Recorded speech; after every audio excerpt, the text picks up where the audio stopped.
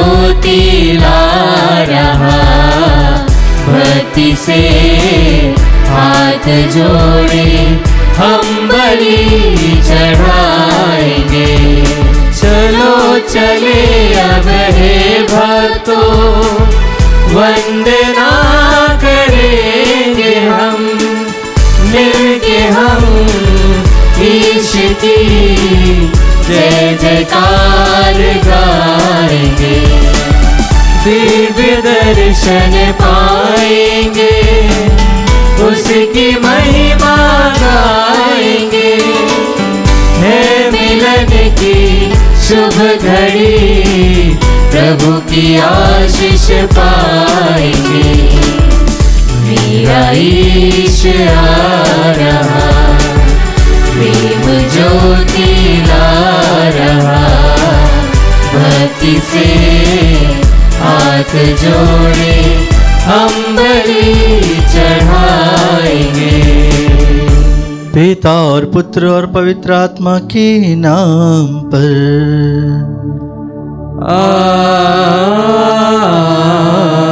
आमीन। हमारे प्रभु यीशु ख्रिस्त की कृपा, ईश्वर का प्रेम और पवित्र आत्मा का साहचर्य आप सबों को प्राप्त हो।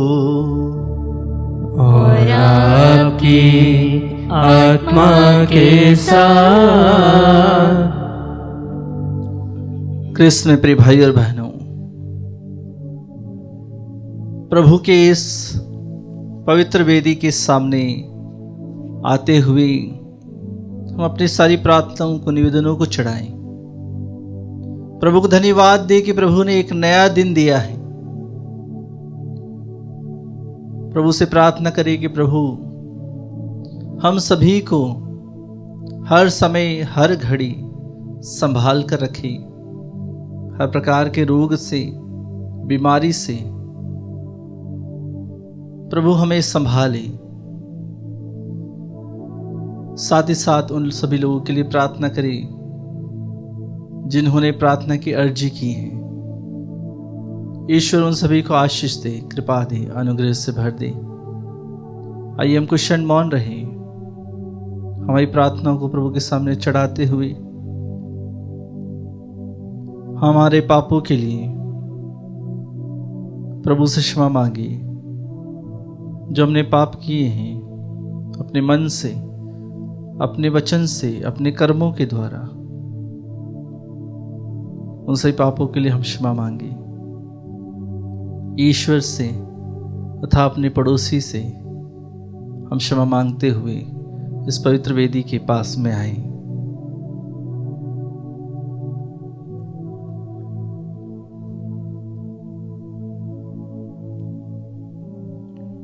हे भाई और बहनों, मैं सर्वशक्तिमान ईश्वर और आप लोगों के सामने स्वीकार करता हूँ कि मैंने मन, वचन और कर्म से तथा अपना कर्तव्य पूरा न करने से, अपने कसूर से, अपने भारी कसूर से घोर पाप किया है। इसलिए मैं नित्य कुमारी धन्य मरियम से, सब स्वर्गदूतों, संतों और आप लोगों से, हे भाई और बहनों, विनती करता हूँ कि आप लोग मेरे लिए प्रभु ईश्वर से प्रार्थना करें। सर्वशक्तिमान ईश्वर हम लोगों पर दया करें और हमारे पाप क्षमा कर हमें अनंत जीवन प्रदान करें। आमीन। हे प्रभु दया कर, हे प्रभु दया कर, हे कृष्ण दया कर, हे कृष्ण दया कर, हे प्रभु दया कर, हे प्रभु दया कर। हम प्रार्थना करें। हे ईश्वर, तो सबके प्रति अपनी क्षमा और दया दिखाकर अपना अपार सामर्थ्य प्रकट करता है। हमें अपनी कृपा प्रचुर मात्रा में प्रदान कर, ताकि हम तेरे प्रतिज्ञाओं के प्रति उत्सुक बने रहें और स्वर्गिक विरासत के उत्तराधिकारी बन सके। हमारे प्रभु तेरे पुत्र यीशु ख्रिस्त के द्वारा, जो तेरे तथा पवित्र आत्मा के संग एक ईश्वर होकर युगानुग जीते और राज्य करते हैं। आमीन। प्रभु का आत्मा आपके हृदय जिहा पर हो, जिससे आप योग्य रीति से प्रभु की वाणी को सुना सके। पिता और पुत्र और पवित्र आत्मा के नाम पर आमीन।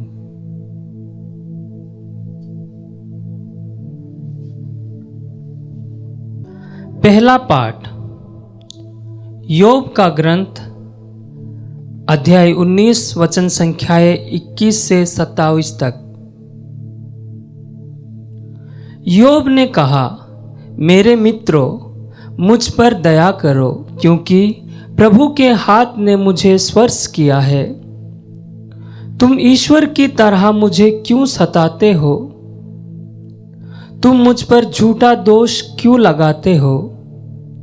ओ, कौन मेरे ये शब्द लिख देगा?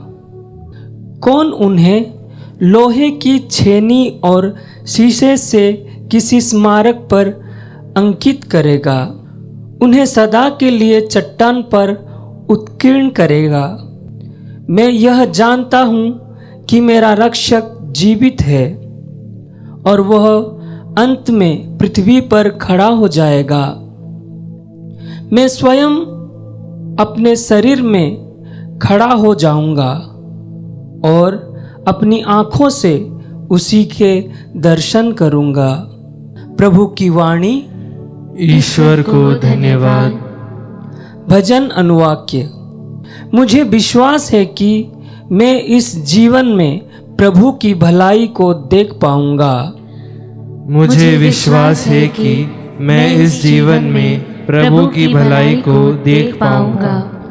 हे प्रभु, तू मेरी पुकार पर ध्यान दे, मुझ पर दया कर और मेरी सुन। प्रभु की स्मरण में जाना, यही मेरे हृदय की अभिलाषा रही। अनुवाक्य। मुझे विश्वास है कि मैं इस जीवन में प्रभु की भलाई को देख पाऊंगा।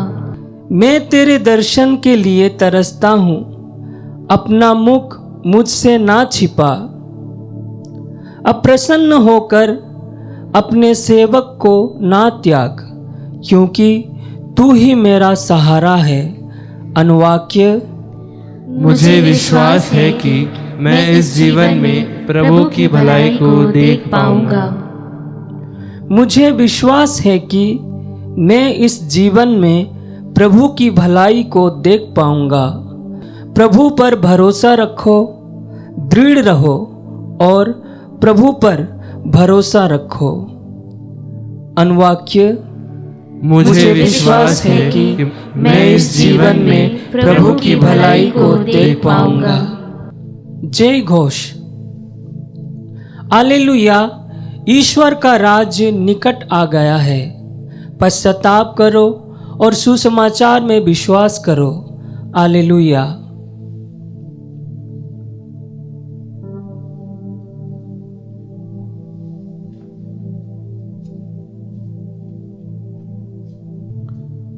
प्रभु आप लोगों के साथ हो और आपकी आत्मा के साथ। संत लूकस के अनुसार पवित्र सुसमाचार। हे प्रभु, तेरी महिमा हो। अध्याय 10 पद संख्याएं 1 से लेकर 12 तक। यीशु ने अन्य 72 शिष्य नियुक्त किए और जिस जिस नगर और गांव में वह स्वयं जाने वाले थे, वहां 2-2 करके उन्हें अपने आगे भेजा। उन्होंने उनसे कहा, फसल तो बहुत है, परंतु मजदूर थोड़े हैं। इसलिए फसल के स्वामी से विनती करो कि वह अपनी फसल काटने के लिए मजदूरों को भेजे। जाओ, मैं तुम्हें भेड़ियों के बीच भेड़ों की तरह भेजता हूं। तुम न थैली, न झोली और न जूते ले जाओ, और रास्ते में किसी को नमस्कार मत करो। जिस घर में प्रवेश करते हो, सबसे पहले यह कहो, इस घर को शांति। यदि वहां शांति के योग्य कोई होगा, तो तुम्हारी शांति उस पर ठहरेगी, नहीं तो वह तुम्हारे पास लौट आएगी। उसी घर में ठहरे रहो और जो उनके पास हो वही खाओ पियो, क्योंकि मजदूर को मजदूरी का अधिकार है। घर पर घर बदलते न रहो। जिस नगर में प्रवेश करते हो और वे तुम्हारा स्वागत करते हैं, तो जो कुछ तुम्हें परोसा जाए वही खा लो। वहां के रोगियों को चंगा करो और उनसे कहो, ईश्वर का राज्य तुम्हारे निकट आ गया है। परंतु यदि किसी नगर में प्रवेश करते हो और वे तुम्हारा स्वागत नहीं करते, तो वहां के बाजारों में जाकर कहो, अपने पैरों में लगी तुम्हारे नगर की धूल तक हम तुम्हारे सामने झाड़ देते हैं। तब भी यह जान लो कि ईश्वर का राज्य आ गया है।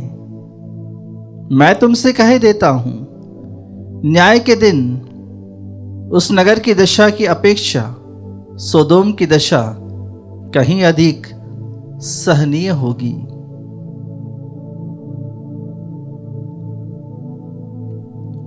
यह प्रभु का पवित्र सुसमाचार है। हे क्रिस्त तेरी स्तुति हो।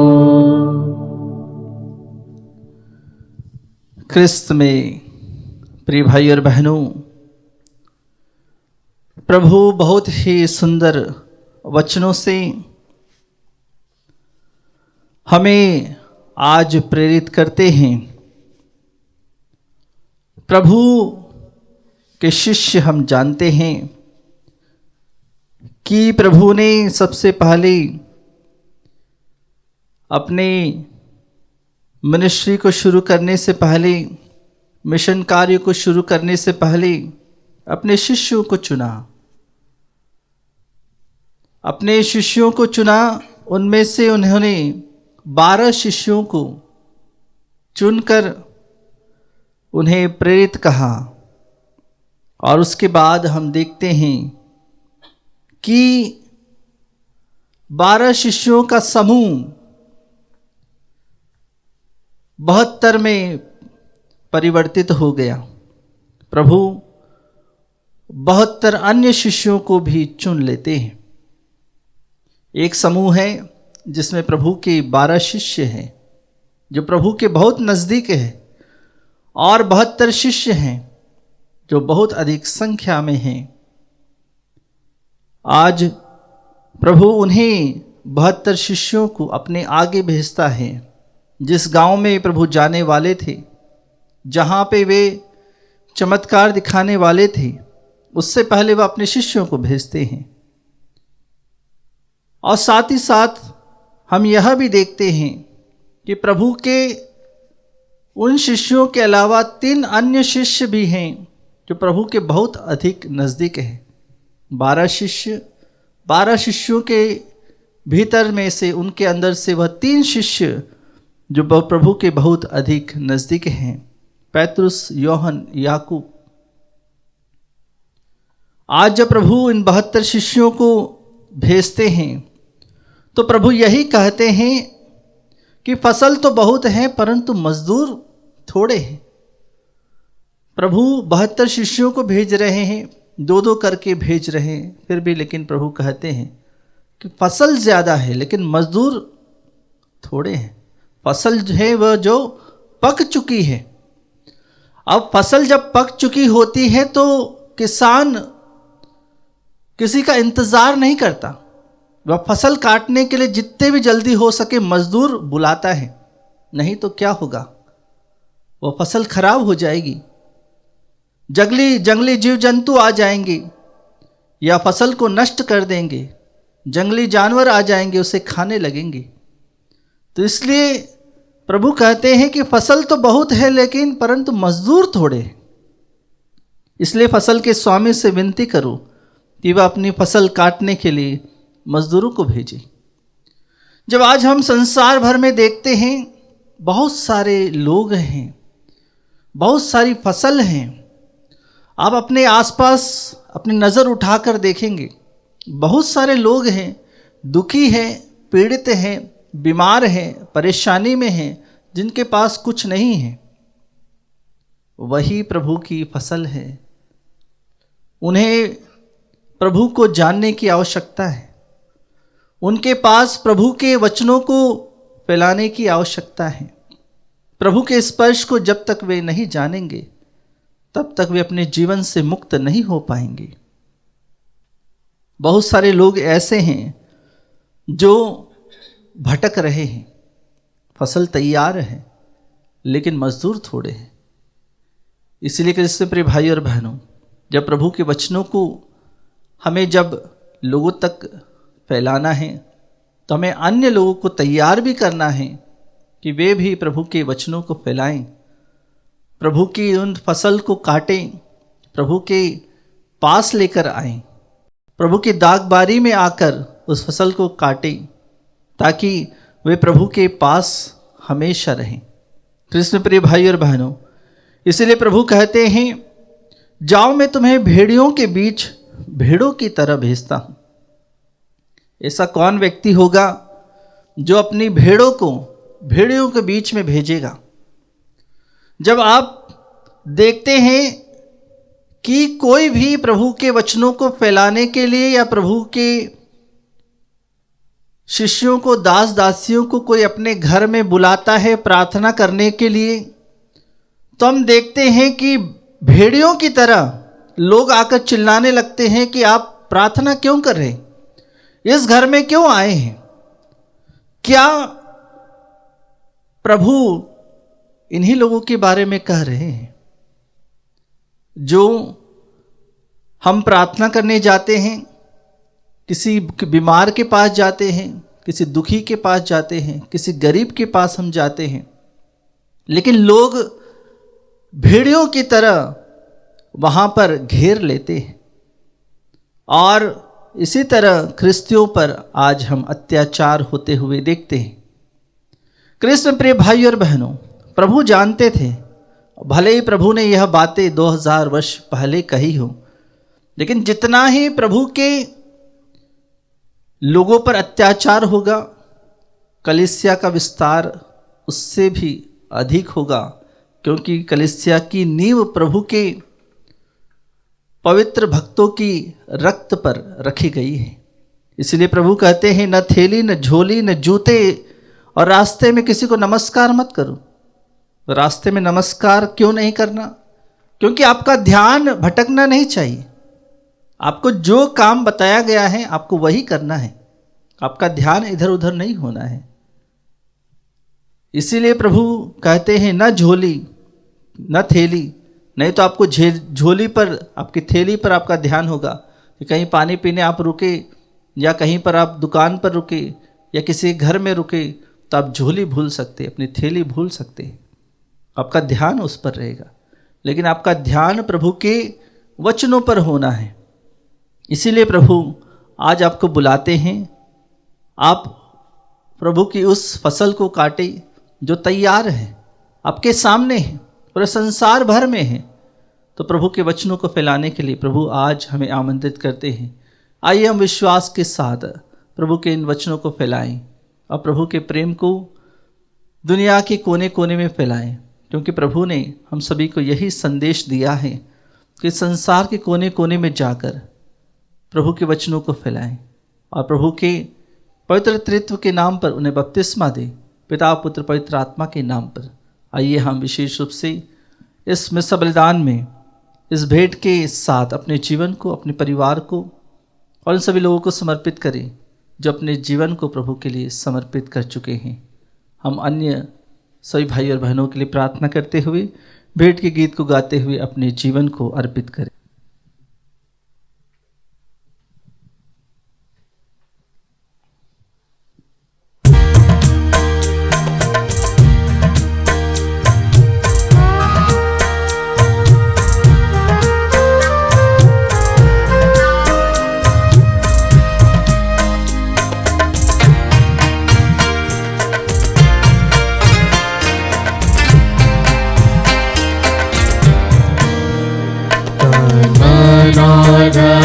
से दो, अपने यीशु को सब कुछ दो, क्योंकि उसी के द्वारा उद्धार पाना है।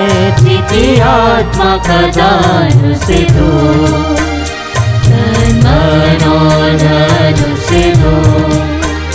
तुम यीशु के बनना चाहो, कुछ करके दिखाना होगा। तुम यीशु के बनना चाहो, कुछ करके दिखाना होगा। खुद बचना काफी नहीं, औरों को बचाना होगा। दिल में पहली जगह उसे दो, अपने यीशु को सब कुछ दो, क्योंकि उसी के द्वारा उद्धार पाना है। जीती आत्मा का दान उसे दो, तन मन और धन उसे दो।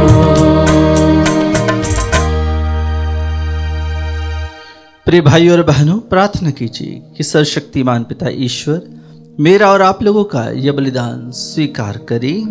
प्रभु अपने नाम की स्तुति तथा महिमा के लिए और हमारे तथा अपने समस्त पवित्र कलीसिया के लाभ के लिए आपके हाथों से यह बलिदान स्वीकार करे।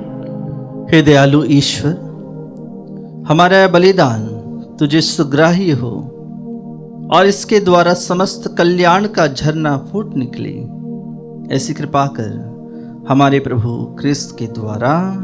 आमीन। प्रभु आप लोगों के साथ हो और आपकी आत्मा के साथ। प्रभु में मन लगाइए। हम प्रभु में मन लगाए हुए हैं। आपने प्रभु ईश्वर को धन्यवाद दे। यह उचित और न्याय संगत है। हे प्रभु पवित्र पिता, सर्वशक्तिमान और शाश्वत ईश्वर, यह वास्तव में उचित और न्याय संगत है। हमारा कर्तव्य तथा कल्याण है कि हम सदा और सर्वत्र तुझे धन्यवाद दें। तुझे हमारी प्रशंसा की कोई आवश्यकता नहीं है। यह तेरा वरदान ही है कि हम तुझे अपनी कृतज्ञता प्रकट करें।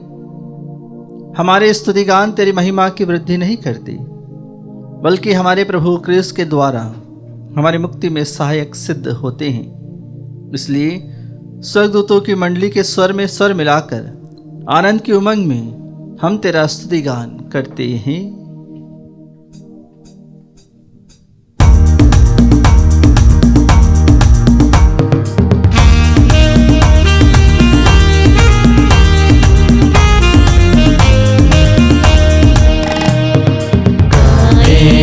सब मिलकर जीवन ईश्वर का स्तुतिगान गाए। हम सब मिलकर जीवन ईश्वर का स्तुतिगान। पवित्र है परमेश्वर, पवित्र है सर्वशक्तिमान, पवित्र है परमेश्वर, पवित्र है सर्वशक्तिमान, पवित्र है अमर ईश्वर। जय हो तेरी जय हो, जय हो तेरी जय हो, जय हो तेरी जय हो।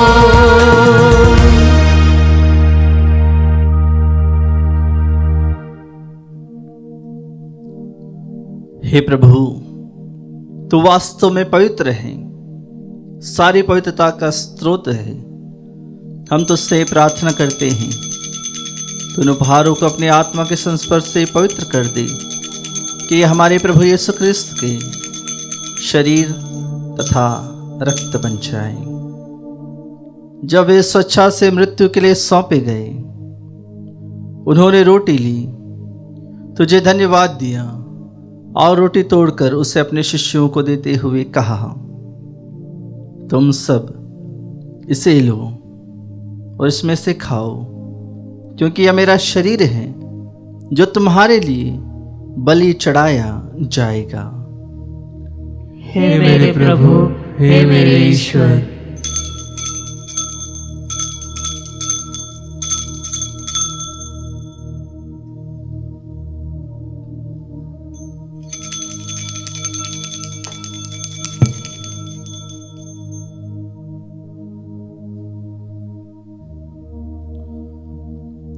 इसी भांति भोजन के बाद उन्होंने कटोरा लिया,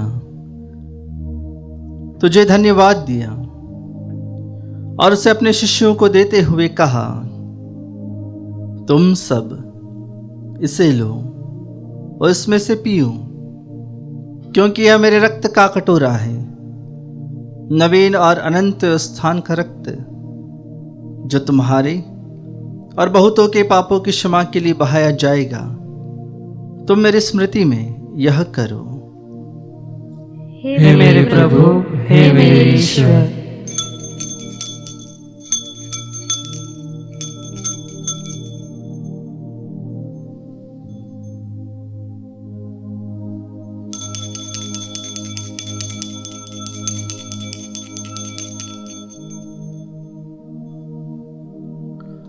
विश्वास का रहस्य। हे प्रभु, हम तेरी मृत्यु तथा पुनरुत्थान की घोषणा तेरे पुनरागमन तक करते रहेंगे। इसलिए हे प्रभु, हम क्रिस्त की मृत्यु और पुनरुत्थान की स्मृति में तुझे जीवन की रोटी और मुक्ति का कटोरा चढ़ाते हैं। हम तुझे धन्यवाद देते हैं कि तूने हमें अपने सम्मुख उपस्थित होने और अपनी सेवा करने का सौभाग्य प्रदान किया है। हमारा नम्र निवेदन है कि हम सब क्रिस्त का शरीर और रक्त ग्रहण करके पवित्र आत्मा के द्वारा एकता के सूत्र में बंधे रहें। हे प्रभु, हमारे संत पिता फ्रांसिस, हमारे धर्माध्यक्ष थॉमस मैथ्यू और सभी याजकों के साथ विश्व भर में फैली अपनी कलीसिया की सुधि ले तथा इसे प्रेम में सिद्ध बना दे। हमारे उन भाइयों और बहनों की भी सुधि ले जो पुनरुत्थान की आशा में परलोक सिधार चुके हैं। उन्हें और सभी मृतकों को अपने दर्शन का सौभाग्य प्रदान कर हम सब पर दया दृष्टि डाल कि हम भी अनंत जीवन के सहभागी बने और ईश्वर की माता धन्य कुंवारी मरियम, उनके वर धन्य यौसेफ, धन्य प्रेरितों तथा सब संतों के साथ जो युग युग में तेरे प्रति विश्वस्त बने रहे, तेरी स्तुति और महिमा कर सके, तेरे पुत्र यीशु क्रिस्त के द्वारा।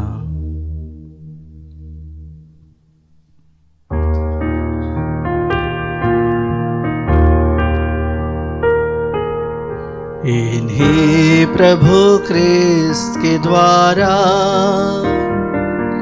इन्हीं के साथ और इन्हीं में, हे सर्वशक्तिमान पिता ईश्वर, पवित्र आत्मा के साथ सारा गौरव तथा सम्मान युगान युग तेरा ही है।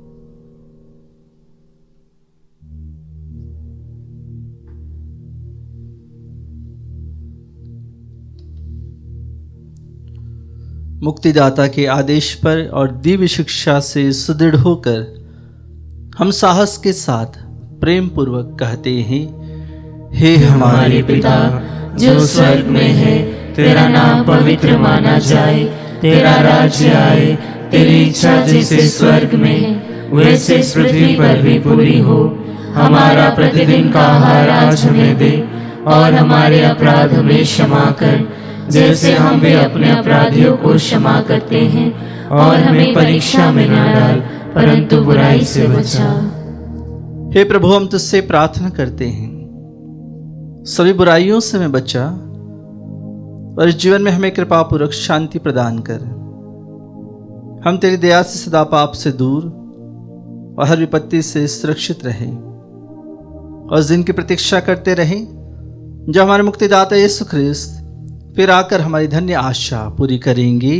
क्योंकि तेरा राज्य, तेरा सामर्थ्य और तेरी महिमा अनंत काल तक बनी रहती है। हे प्रभु यीशु ख्रिस्त, तूने अपने प्रेरितों से कहा है, मैं तुम्हारे लिए शांति छोड़ जाता हूँ, अपनी शांति तुम्हें प्रदान करता हूँ। तो हमारे पापों पर नहीं, अपनी कलीसिया के विश्वास पर दृष्टि डाल और कृपापूर्वक उसे शांति तथा एकता प्रदान कर। तो युगानुग जीता और राज्य करता है। आमीन। प्रभु की शांति सदा आप लोगों के साथ हो और आपकी आत्मा के साथ। हम परस्पर प्रेम भाव रखें।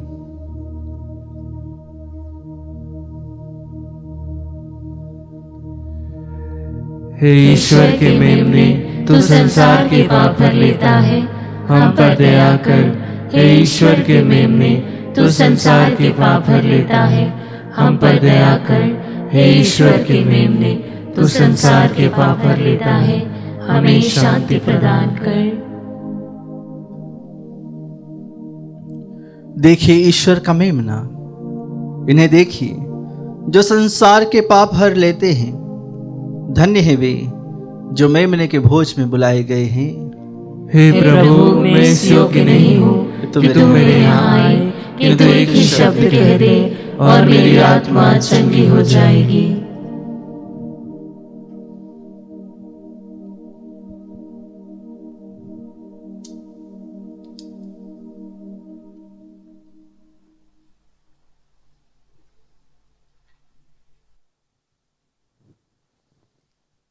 हे मेरे प्रभु यीशु, मैं सारे हृदय से विश्वास करती हूँ कि आप पवित्र यूकरिस्ती संस्कार में उपस्थित हैं। हे प्रभु, मैं सभी चीज़ों से बढ़कर आपको प्रेम करती हूँ और मेरी यही अभिलाषा है कि आप मेरी आत्मा में आकर बस जाएं, क्योंकि हे प्रभु, मैं आपको आज ग्रहण करने में असमर्थ हूँ। हे प्रभु, आध्यात्मिक रूप से आकर मेरे हृदय में समा जाइए। हे यीशु, मैं आज आप में एक होना चाहती हूँ और आप में समा जाना चाहती हूँ। हे प्रभु, यह कभी ना होने पाए कि मैं आपसे कभी अलग हो जाऊं। आमीन। हे प्रभु, अपने सेवक से की हुई अपनी प्रतिज्ञा का स्मरण कर। इसके द्वारा तूने मुझे आशा प्रदान की है। तू ही मेरी सांत्वना है। हम प्रार्थना करें। हे प्रभु, यह स्वर्गिक संस्कार हमारे शरीर तथा आत्मा को नवीन करे। यह हमें क्रिस्त की महिमा का सहभागी बनाए, जिनकी मृत्यु हम घोषित करते और जिनके साथ हम दुख सहते हैं, वह युगानुग जीते और राज्य करते हैं। आमीन। प्रभु आप लोगों के साथ हो और आपकी आत्मा के साथ। सर्वशक्तिमान ईश्वर पिता और पुत्र और पवित्र आत्मा आप लोगों को आशीर्वाद प्रदान करें। आमीन। आप लोग विदा ले क्रिस्त के प्रेम में अपना जीवन बिताएं। ईश्वर को धन्यवाद।